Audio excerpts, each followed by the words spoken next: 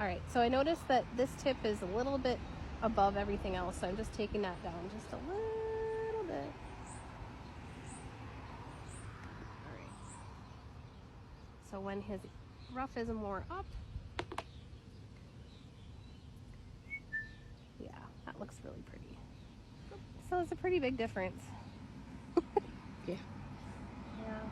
And I'm actually going to take a little bit out from underneath. Sometimes they have so much hair underneath, it's hard to define it.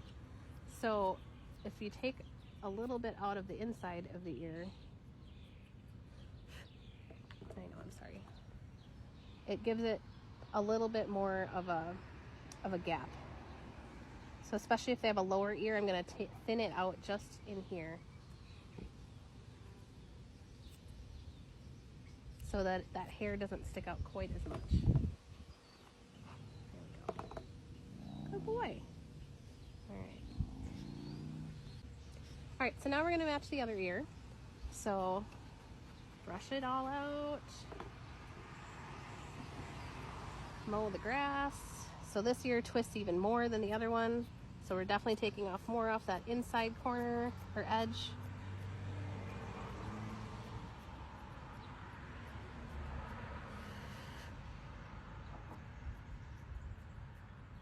The good thinning shears helps a lot. But look how much more even this ear is looking. It doesn't look so twisted, even though it really is.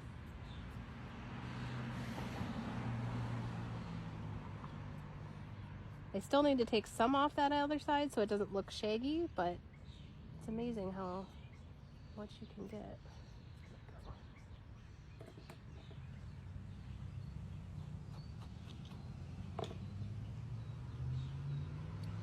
Alright. So then, go back a little bit further. There we go. Go. Alright, so now that we mowed the grass, we're going to get behind the ear into the ruff.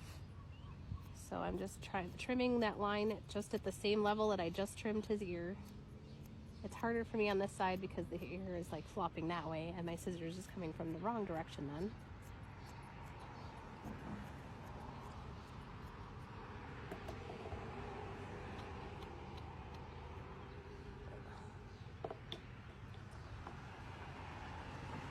And then I'm going to continue this down a little bit because I know about where my ear should be.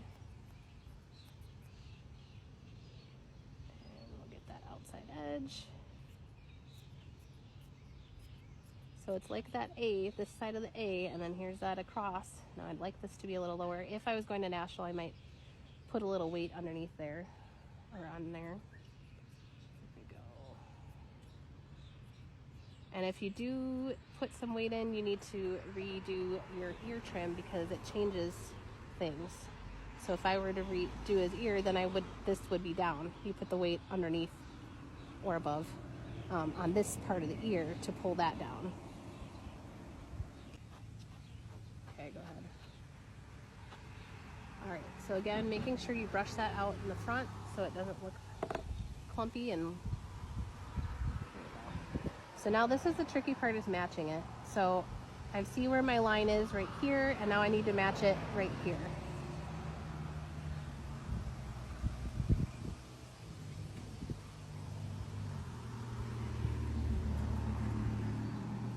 And again, the longer that you sit here, the less clumpy it'll look, the less choppy it'll look. It just looks like it naturally is about that length. Well, that looks pretty darn good. There's just a little bit from the front right here in front of his ear that I need to pull off now.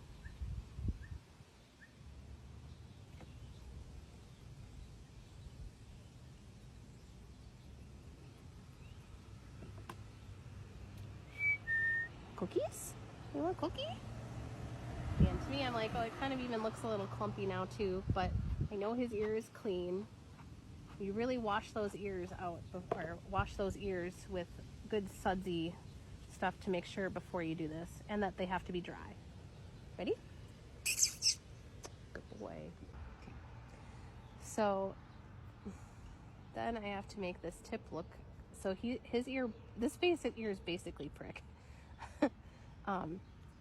But I can make it look like it's not by rounding this tip out a little bit more. And then you're going to go in and pretend like right where the fold should be is where you want to cut into it. And I'm kind of making a little notch in his ear, basically, you know, the hair around his ear, basically.